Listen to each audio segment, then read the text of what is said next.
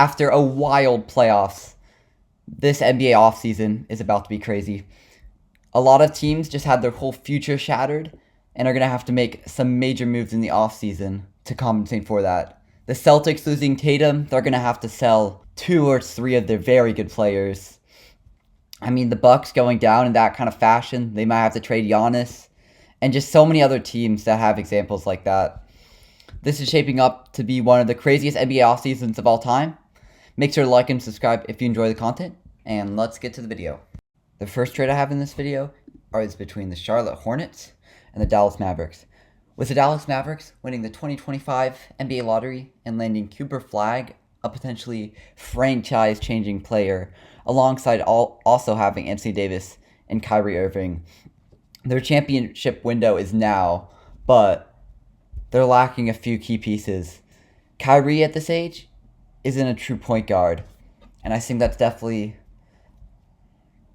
They need a true initiator with Kyrie Irving, Anthony Davis, and Cooper Flag. They need a connecting piece, and this connection isn't being talked about a lot, but I think this could be really interesting.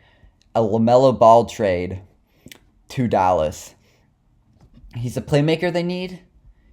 He's shown flashes that he can be the shooter they need. And in total, this will just be a really interesting fit and maybe the final connecting piece to make this team a true championship contender. The Dallas Mavericks have the defensive infrastructure to cover up for LaMelo's shortcomings. And yeah, I think this is a really good fit. The Hornets want to keep LaMelo, but is he in your long-term plans?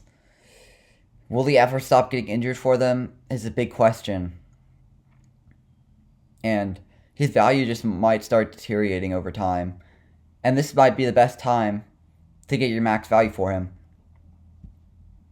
So yeah, LaMelo Ball is still a very good young player. Max Christie will definitely have to be in this deal. And then you have to make up $30 million. He's not cheap. You'll probably have to throw in Klay Thompson, then $13 million, and you either throw in Daniel Gafford or PJ Washington. This is an interesting question.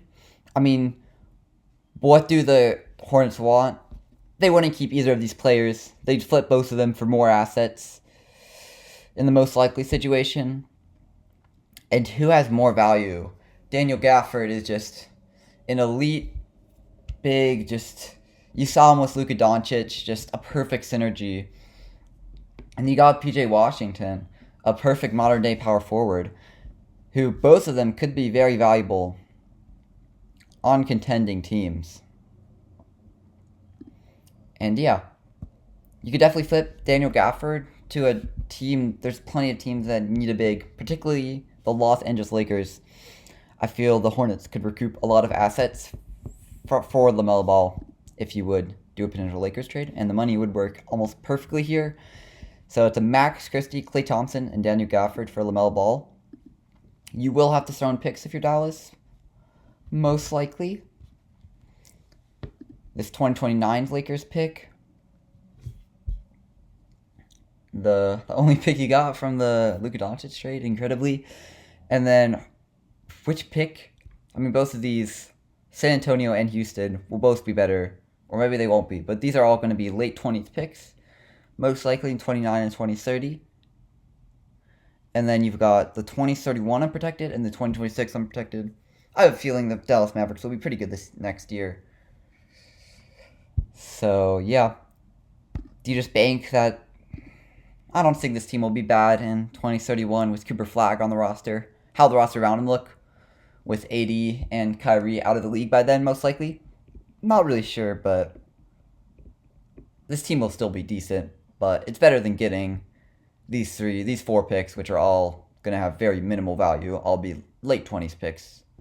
And this pick, well, maybe they have a rough fit with AD and Cooper. I don't see it happening. They're going to be very good next year.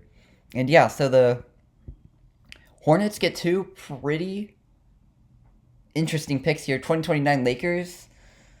I mean, getting Luka Doncic is going to extend their window by a lot. They're still going to be a decent team.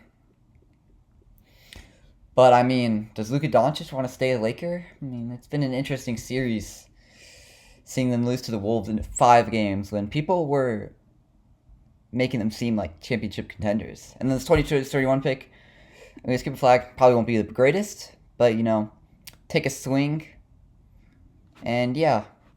Lamelo Ball, will he ever stay healthy? Will he ever get his value back up? I mean, this is probably what his value is right now.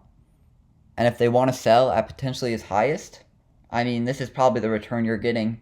You can flip Klay Thompson, you can flip Daniel Gafford for more picks, more young pieces to championship teams. They'll probably still have a place in there. And then Max Christie, 22-year-old, showed a lot of promise this year and was the Lakers last year. Definitely interesting young piece. And yeah, a really interesting trade idea. I do like the fit with LaMelo Ball and the Mavericks. I don't know if the Hornets have been rumored to trade him. I don't know if they'll end up doing it, but yeah. An interesting thought to really bring this Mavericks team together after landing Cooper Flag. Still crazy that this happened. Alright. I'm trying to stay away from like the trades that everyone's doing. The Giannis Antetokounmpo trades. The Lakers get a big trade. Well, this will be kind of a play on things, but I've got a 3-team trade with the Lakers, the Jazz, and the Oklahoma City Thunder.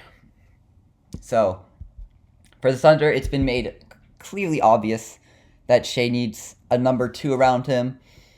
J-Dub has just been awful this playoff run. I mean, if they lose to the Timberwolves in the Western Conference Finals, or even just lose in the finals, they're going to make a change this offseason. I have a very good feeling. And it's going to be landing that number 2 scorer beside Shai Gilgeous-Alexander. I mean, you hope Jalen Williams is the option there, but he's shown nothing to us that he can be. And you're also going to have to get cheaper. You have to play J-Dub. You're going to have to pay Chet. It's not going to be a cheap team very quickly. And yeah, this is going to be an interesting team where the Lakers land their big, the Jazz look to rebuild farther, and the Thunder land their second option. So yeah, I have got Austin Reeves going to the Thunder, Walker Kessler going to the Lakers. And yeah, it's just interesting infrastructure. We have to give up Nikola Topic to the Jazz. Get us good assets. Austin Reeves is a very good, still young player. So yeah, I've got Nikola Topic going to the Jazz as he was going to be in top 3 conversation before the ACL tear. And yeah, I mean, he's never played in the NBA. Who knows how good he's going to be, but the potential, he shined in Europe. And that's why he was rumored to be picked that high. And yeah, he's only 19, coming off a major injury, but, major upside. And then Jalen Williams, a good backup big. Still very young, only 22. Showed a lot of promise. Did a decent job defending Jokic, however good he can. But yeah, the Lakers get 2 solid backup bigs. A big rotation. Jackson Hayes will not cut it. And yeah, this is an interesting idea. And then you probably throw in a case in Wallace to the Jazz. And then some picks will probably have to be involved. I mean, this all boils down to what Nikola Topic's trade value is right now, I have a feeling. We have to throw an extra just because of 2 very good young players. A huge upside player, Nikola Topic. For Austin Reeves, I mean, how many picks are you having to throw up? Interesting conversation. I feel this number 15 will probably have to go, or maybe number 20. I'll probably start on number 24. Nikola Topic has a very high upside in this league. Or maybe it is 15. I'm not actually sure. I think that's an interesting idea.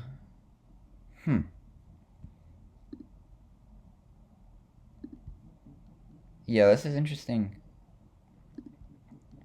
Feel if you're probably comfortable in throwing up. I'm not sure if it's 15 or 24, but yeah, I think 15 works there. And then you probably have to give the Lakers the first round pick, maybe just a late one. Maybe just this 27. Yeah, probably this 27 Denver, or probably one of their own, actually. Let's throw in this 26 first round pick. It's the Lakers, and then, yeah. Here's another idea. The Lakers obviously need a big. They're going to trade for one. They're going to sign one. It's clearly obvious. And this is the way you're going to have to pay both these centers next offseason, which is a little sketchy. But, I think the Lakers could do it. You're going to have to pay Austin Reeves as well. He's going to get a bag. Will the Oklahoma City Thunder pay that? I don't know. He has 2 more years on his contract, so. Yeah, the Thunder get their second option. The Jazz rebuild with Nikola Topic and a high first-round pick.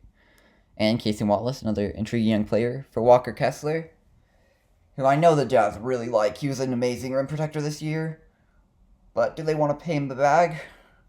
Does he fit with their timeline? I mean, he does, but, I don't know. Just an interesting idea. I don't really know if the Jazz would trade up Walker Kessler in this trade, but, I mean, you're getting a big return for him, so I don't know. Another interesting idea. And then my last idea is going to be, it's going to be more of a standard trade. It's just going to be Giannis for Zion, as you saw in the thumbnail. And yeah, this is pretty realistic. People don't like this trade a bunch because the Pelicans aren't a contending team. But man, if this team is healthy with Giannis, this is a contending team, man. You got DeJounte Murray, CJ McCollum, Trey Murphy, Herb Jones, Giannis Antetokounmpo. I mean, that is even Missy. That's still a very good team. And yeah, the Pelicans have something that only one other team in the NBA has, and it's the Milwaukee's picks in 26 and 27, which are just the most valuable assets that the Bucks could ask for. Because, I mean, they're going to be bad next year. They're going to be bad the year after that. These are going to be very, very valuable, very, very, very, very valuable first-round picks. I don't understand. Like, these hold infinite value to the Bucks. It's just crazy. This could be a top 5 pick next year, top 3 pick. Yeah, I mean, the Bucks need these picks back. At least for the Drew Holiday trade, I believe. So yeah, I'm gonna have Giannis for Zion Williamson, and then you'll have to make the money work. $15 million. You will have to throw in a good player on top of this to make it work. I mean, you have some more picks. You throw in your 29. You throw in your 31. 4 first-round picks. 2 of the Bucks owns Zion Williamson. And then you will have to throw in Herb Jones or Trey Murphy is my thought. Just to match the offer that the Spurs are going to give them. That the Thunder might possibly give them. I mean, he's not going to be cheap, obviously. And yeah, I think to sweeten this package, you really do have to throw in Trey Murphy here. And I mean, this is a really interesting lineup next year. DeJounte Murray, CJ McCollum, Herb Jones, Giannis, and Easy Missy. The bench is questionable, to say the least. But you have to fill it out. You're going to have a little bit of room to work with after this. You're giving up 2 very expensive players. You can have some 12 million to work with. You're losing 12 million from this trade. And you're losing some very valuable draft capital, but it's obviously Giannis Antetokounmpo. Top 5 player, will be top 5. Everyone's made this conversation before. This is what you're going to have to give out to obtain him. I don't even know if this is enough. But, yeah. This Pelicans team is kind of nasty with Giannis, I can't lie. And then, yeah, the Bucks. They get their first-round picks in the next 2 years. I mean, how good? They're going to end up being pretty good. Damon's going to be out all next year. No supporting cast. You're going to have Trey Murphy. Trey Murphy is going to just be an absolute shot chucker next year, which is going to be fun to see. Maybe he develops pretty well, but I don't know. And then, yeah, Zion maybe turns into a top 15, top 10 player on the Bucks. Just putting up monster numbers with literally nobody else on this team. It's going to be interesting. But yeah, you get your 2 first-round picks and 2 very intriguing young assets. And yeah, that's going to be the final trade. This offseason is going to be very, very, very interesting. Where's Giannis going to go? Where's KD going to go? Where's Devin Booker going to go? Are we going to see any other shakeups? I mean, this draft just played out insanely and really opened the door for a lot of different trade ideas and needs for these teams. So yeah, that's going to do it. Hope you enjoyed the video. Make sure to like and subscribe if you enjoy the content, and I'll see you in the next one. Peace.